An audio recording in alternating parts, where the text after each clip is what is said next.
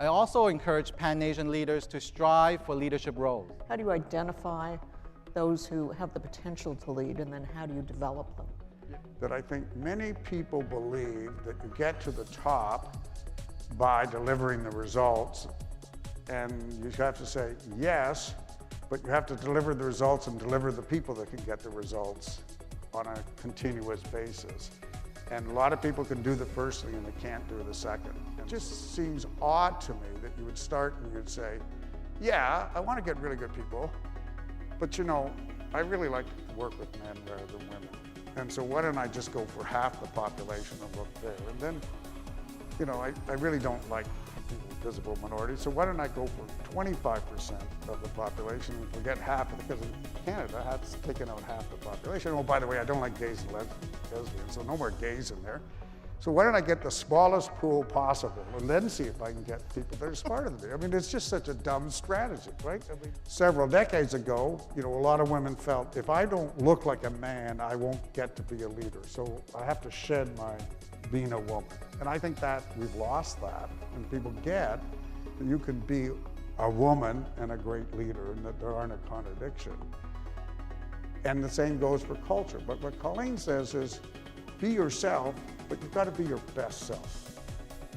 And so you have to sort of think about what your best self is, and then that's what you be. And so I think you can be leaders, can be very different styles. They just have to think about what the good part of them is in that style, and that's the style that they should fasten on. In terms of advice, I think self-promotion, not in the tacky look at me kind of way, but really is that way that you can go about being conscious of how you're seen by others, or not seen by others, frankly. Just to Kelvin's point at the beginning, you have to make a decision to be engaged and to take on leadership positions, not just of teams of folks, but really leadership of yourself. I would also say sponsorship. Again, we hear a lot about sponsorship, but when someone is sponsoring someone, they're really advocating for someone they really believe in. And that's powerful. The word advocate is very powerful. In the course of my career, I've had several mentors. And I would say today I probably have 4 or 5. And you know, I reach out to different mentors at different times for different things. And they're not all within Deloitte. They bring a number of different perspectives to the table.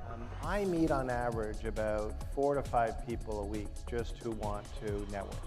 And I do it as much for myself in terms of looking for talent as I do it to help out others in terms of trying to help them. Because all of us will find ourselves in a circumstance at some point in our career where we will need help in some form or another.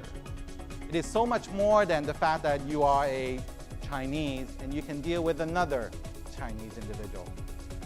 It is your ability and your proven ability to deal with anyone and everyone. And that is your greatest strength, and that gives you a competitive advantage.